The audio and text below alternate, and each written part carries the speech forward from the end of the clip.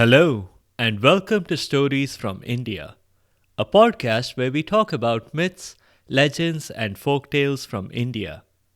I am your host, Narad Muni, and am a mythological character myself.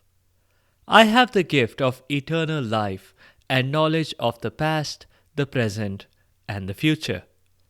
By profession, I'm a traveling musician and a storyteller. So the way I'm doing my job is by podcast. In this episode, we are doing a folk tale from Bengal. This one features a series of unfortunate misunderstandings. The story begins with a normal king in a normal kingdom having a perfectly normal court day, just the way the king preferred it. He did not want anything out of the ordinary to happen in his kingdom. And he had worked hard to be mediocre. I guess he had heard too many of the stories we have featured before on this podcast and was a little wary of hearing anything out of the ordinary. That's why he got especially upset by the news. On this fine summer Friday, the king had been looking forward to wrapping up the day's work and heading for the swimming pool. But his advisor had just come to inform him that burglaries in his kingdom had now crossed the 60th percentile mark. It was no longer acceptable to claim that his kingdom was perfectly average in every way. The king's first instinct was damage control. What if we claim that a couple of the burglaries were actually military drills gone wrong and simply compensate those victim homeowners? He asked his advisor. The advisor started saying that they certainly could, at which the king's eyes lit up. But the advisor quickly added that she had a new concern in that case. The military drill budget will grow past the 60th percentile, and that will be just as bad. In fact, it might be worse, because one might argue that you aren't directly responsible for burglaries, but you are directly responsible for military spending. The king grumbled at this new impediment. The two of them racked their brains until finally they determined that the only way out was to use members of the royal family. Not the king or queen themselves, because their security cost a fortune. They would use the princesses. Each of the three princesses would prowl the streets at night for less than 4 hours at a time. That way, it wouldn't count as even half a day, meaning they would not have to be paid any money according to the labor laws of the land. The princesses were asked, and their response was exactly as you might expect. Escape a boring old pool party so they could patrol the dark and deserted streets in the middle of the night in return for no compensation? Absolutely not. But then, when it was a direct order from their father, the king, they had to do it. Oh well, thought the princesses, at least they had nothing to fear. They were extremely skilled warriors and could handle pretty much any opponents. The eldest princess took the first watch, and she walked along the streets from 9 p.m. to midnight. She did not bother riding a horse. She took with her just a whistle and a bamboo stick. She walked about the streets, blowing her whistle and beating her stick on the ground. That certainly served to discourage any potential burglars. But it did come at the cost of keeping awake half the people in the city. She didn't see anything out of the ordinary, and no burglars. She did see the Yeti and some UFOs, but she ignored them because those sightings were well within the acceptable annual threshold for mediocrity. If you want to know what happened to the second princess, just skip back a few seconds, because she had an almost identical experience to the first. The third and youngest princess had a different experience during the 3 a.m. to 6 a.m. shift. You probably expected that, considering that in most folk tales there's an element of threes, it's usually the third and youngest child who gets lucky. And if you think that's what happened to the third princess, you'd be absolutely right. But if you also thought that what happened was that the princess arrested the burglars, you're equally wrong. The princess, whom we shall call Maya, did what her sisters had done. But she just happened to be in the right place at the right time. The right place was at the palace gates, and the right time was shortly after 3 a.m., when Maya was just beginning her shift. The first thing she saw was a ghost. At least it looked like a ghost. It was an almost transparent creature that appeared to be drifting through the closed palace gates. She could make out the shape a little. It seemed to be a warrior, not unlike the princess herself, in the sense that the creature was carrying several weapons. The difference was that it had several extra arms, so it held way more weapons than Maya. "Stop!" said Maya bravely, announcing her presence, but without any real hope that the creature would listen. Without much of a body, it was unlikely that it could have heard her. But the creature did in fact hear Maya loud and clear. And it could speak as well, because it said, "Are you here to change my mind? Because you can't, you know. I'm resigning, and that's final." "What are you talking about? Who are you?" asked Maya. That did not seem to please the creature. "Who am I? 5 centuries of protecting this palace, and all I get is a 'who am I'? I'm your kingdom's guardian angel. That's who I am." "That's not possible. It's a biblical concept, and the Bible hasn't been written yet," Maya replied, pedantically. The creature rolled its eyes, which is easy to miss when the eyes and everything else were partially transparent. "Obviously, I'm not talking about the biblical creature. I only said that because it'll be a common expression when this conversation of ours gets repeated in a podcast thousands of years in the future. I guard the palace. I've been doing that for 500 years now."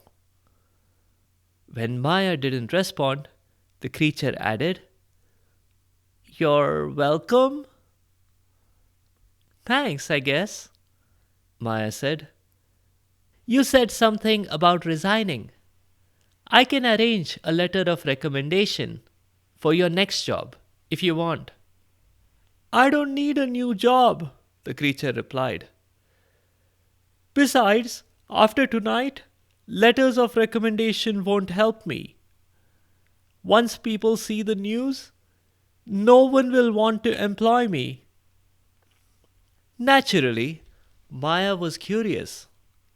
So the creature explained that this was the king's last night here.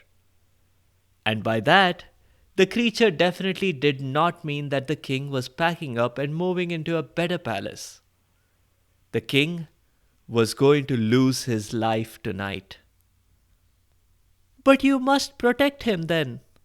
That's your job, isn't it? Maya challenged. And what kind of a thankless job is it? The creature asked in turn. I've prevented dozens of tragedies so far. And did you ever thank me for it? In your prayers? No. And that's why I quit. Well, but we weren't completely free of tragedies, were we? My grandpa was assassinated. And what about the fire that destroyed the West Wing 2 years ago? Maya asked, still not convinced. So is it my fault that I had to go to the chai shop for a break? The creature asked. You try standing in one place and guarding a palace for 500 years. Then you'll know. Maya realized she had been a little tactless. The guardian angel obviously meant well. Further criticism was unlikely to change its mind. She changed her tactics. Instead, she sought to retain the talents of this guardian angel. Please accept my apologies, Maya said. I should have realized. You've done so much for us. Surely there must be something I could do to change your mind? No, my decision is final. I'm not going to stay back for anything, the creature replied. How about if I have someone bring you hot chai every night? Maya asked, tentatively. It's a deal, the creature replied enthusiastically, with twinkling eyes and a salivating mouth. But I still do need to take tonight off. It was as Maya had expected. The creature probably did not expect the king to survive the night. But the outcome was acceptable.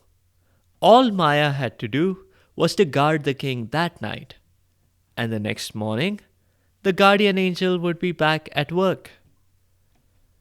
It sounded simple enough, but there was one major problem.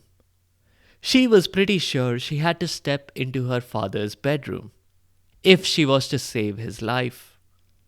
And Maya was pretty certain that her stepmother, the queen, was not going to take kindly to that if she found out. Still, protecting her father was the important thing here. Everything else was secondary. She crept into the bedroom via the balcony, which was very easy to get to. She thought she was very lucky that there was such a convenient entry point, until she realized that this might have also been the very route an assassin would have taken as well. Maya adjusted her night vision goggles and looked all around. King and queen asleep on the bed, loudly snoring. Giant venomous snake furiously circling the bed, and no sign of any other disturbance. Wait a minute, a giant venomous snake? Here? So that must be what the guardian angel had warned about. Someone less brave than Maya would probably have fainted at the sight of the snake, or at best screamed to raise the alarm and get some bodyguards in here. But Maya was very practical. There were multiple possibilities here, as Maya surveyed the scene. Option A, the snake was just being really playful. It was looking for someone to play with.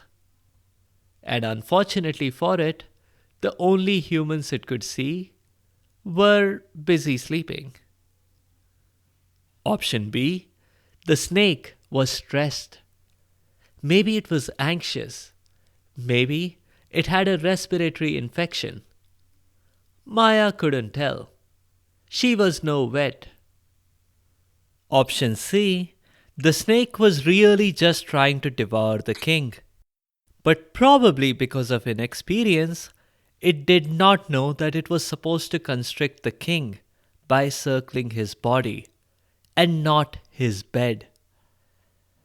Option C seemed least likely, but because of the guardian angel's warning, Maya was not willing to take any chances. She silently crept forward and brought down her sword hard on the snake. She struck a few more times because the snake kept wiggling. Maya was remorseless, despite the impact she was having on the local serpentine population. Now, the right thing for Maya to do would have been to wake up the king and queen, never mind the early hour, and explain how she had just saved their lives. But she did not want to disturb their beauty sleep.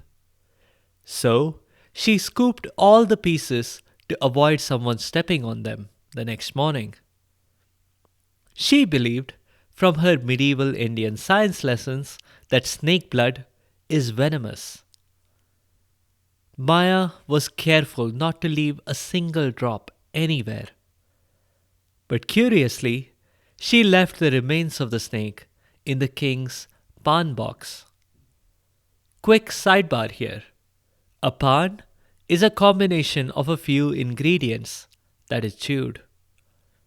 Not the ideal place to hide snake bits, but it was the only container in the room. Maya would have left quietly, except she saw that a little blood had splattered onto the queen's hands and face. The princess decided she must act quickly. So she took a bit of cotton, dabbed it with Dettol, and cleaned the queen's face and hands. When she was done, Maya sneaked out and went back to her room. She had forgotten about the burglaries completely. But it didn't matter. She had saved the king's life. She slept soundly the rest of the night. The queen's impression of her was far from that of a hero. The queen did not think Maya had done anything heroic. The queen had woken up. Maybe it was the smell of Dettol as Maya wiped off the blood. But the queen was understandably weirded out by the situation. Her stepdaughter was in the room doing what? It had to be no good. The queen kept quiet until Maya left the room, and the next morning, the queen complained to the king. The king was understandably shocked. He almost dropped the pan box he had been holding. He put it back without taking a pan and ordered his guards to summon his eldest daughter. "No," the queen interjected. "I'm pretty sure it was Maya, your youngest." But the king was merely seeking advice on how he should deal with someone who had betrayed his trust. When he asked his eldest daughter, her reply was quick. "It wasn't me. I'm not the one who took your chariot without asking you." But the king clarified that this was not about his chariot, though he would like to have a long chat about it afterwards. The eldest daughter kicked herself for bringing up the chariot, but quickly recovered and said, "I'll answer your question, but first I must tell you a story." She began narrating the story of a lady in a village who could understand the language of all animals. One night, she heard a jackal crying. It was saying that it was hungry and it had found this human who had unfortunately passed away. But it needed a little help to pull the remains out of a river. Whoever did that could have the shiny diamond ring on the corpse's finger. The lady decided that the diamond ring was worth the effort, so she crept out of bed and walked to the river bank. She hauled the remains out of the river and even went to the extent of using her teeth to pull off the diamond ring when her initial attempts didn't dislodge it from the corpse's finger. She walked back home with the ring and slept peacefully, leaving the corpse to the jackal. Unfortunately for her, her husband and father in law observed her in the act. Not understanding how to speak jackal, they concluded that the lady was a Rakshasi or a demoness who had gotten out of bed for a gory midnight snack. The next morning, the husband took the lady into the forest, ostensibly to visit her parents' home, but really to desert her, Hansel and Gretel style. Luckily for the lady, her skill came in handy. She heard a passing snake talking carelessly about a huge pot of gold hidden near the base of the very tree they were next to. The lady quickly dug into the ground with her hands, retrieved the pot, and showed it to her husband. Seeing all that gold, the husband was completely willing to overlook last night's incident, even before he heard about her special linguistic abilities and her side of the story about what had happened the previous night. He suggested that they cancel the visit and go home and celebrate their new earnings. When they did, the husband went in through the front door, but the lady went in through the back because her hands were very dirty from having dug up the pot. Unfortunately, her father in law happened to be by the back door just then. Coincidentally, he had a sword with him. Seeing his daughter in law entering the back door all by herself with no husband in sight, he came to the conclusion that she had eaten him up. He struck her with his sword and killed the poor lady, before then seeing his son walk in through the front door, whistling a tune. The eldest princess concluded the story by saying that's why it was a good idea to phone home in case there had been a change of plans.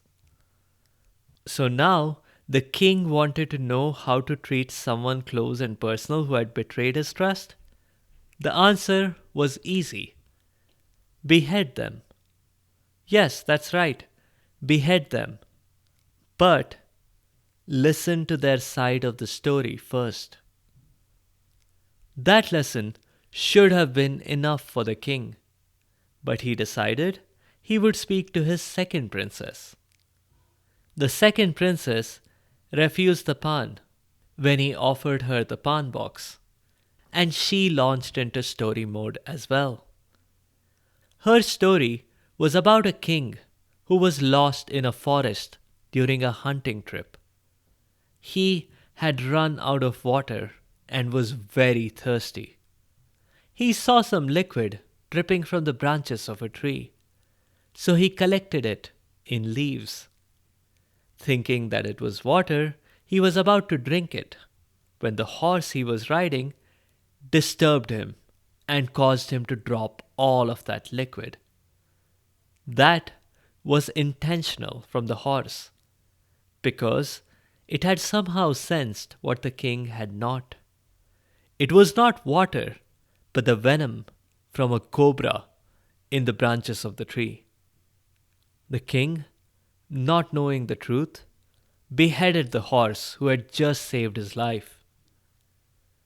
He had to walk back all the way to his palace, which was only a small part of his punishment for having committed such a terrible crime. This story also concluded similarly. The second princess said that the horse couldn't really have explained his actions to the king, but you get the point. So go ahead and behead anyone you want, but make sure you have considered the possibility that they were acting in your best interest. Finally, Maya was summoned. Maya was asked the same question, and not something more direct, considering the king knew and believed the queen's story. Maya would have explained straight away what happened, except she had been asked an abstract question, same as her sisters. And her sisters had used other stories to illustrate the disadvantages of acting in haste. And this being a folk tale, things had to be done in threes. So Maya followed suit with a story of her own. Her story was about a bird who was bringing a gift, the fruit of immortality, to its friend, the king. On the way, the bird rested on a branch. Unfortunately, the precise spot where the bird placed the fruit had some leftover venom from a passing snake. The king tested the fruit before eating it. The crow he offered a bit of the fruit to passed away because the king had coincidentally selected the exact part of the fruit that had all the poison. The king clearly saw this as an assassination attempt and executed his bird friend, who had spent so much time and energy in getting him the fruit. The remaining fruit was forgotten, but not the very next day, when a massive tree had propped up in its place. The king forbade anyone from eating the fruits because he believed them to be poisonous as well. Well, in any kingdom, if there are rules, there are rule breakers. Some enthusiasts broke in and stole the fruit. Eating the fruit made them younger, and eventually the king caught on that the fruit had been fine after all. He had killed the bird in haste. So that's the story, Maya explained. My conclusions are the same. Behead anyone you want, but hear their side of the story. With 3 engaging stories to learn from, the king was motivated to listen to Maya's story now. She explained everything, including how the pan box the king was holding was full of poison. The king was completely convinced that Maya had acted for the best. He did not behead her. Instead, he named her his successor. It didn't even matter that the burglars had not been stopped at all. And the king was totally fine with that. Because with all the events of the last few hours, this kingdom was no longer going to remain a 50th percentile kingdom. No matter what anyone did at this point. Might as well embrace the change, he figured. That's all I have on the story. It is curious that the story completely ignores the part about the burglars. With Maya heading back into the palace to guard the king, it probably opened several opportunities for homes to be burgled that night. In the next episode, we'll go back to the main storyline of the Mahabharata and learn about how the Pandav and Kaurav children grew up.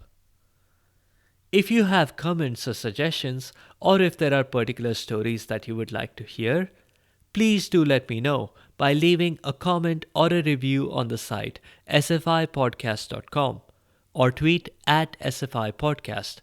You can also find me on Instagram and Facebook. Be sure to subscribe to the show to get notified automatically of new episodes. A big thank you to each and every one of you for your continued support and your feedback. The music is from purpleplanet.com. That's purple-planet.com. I'll see you next time.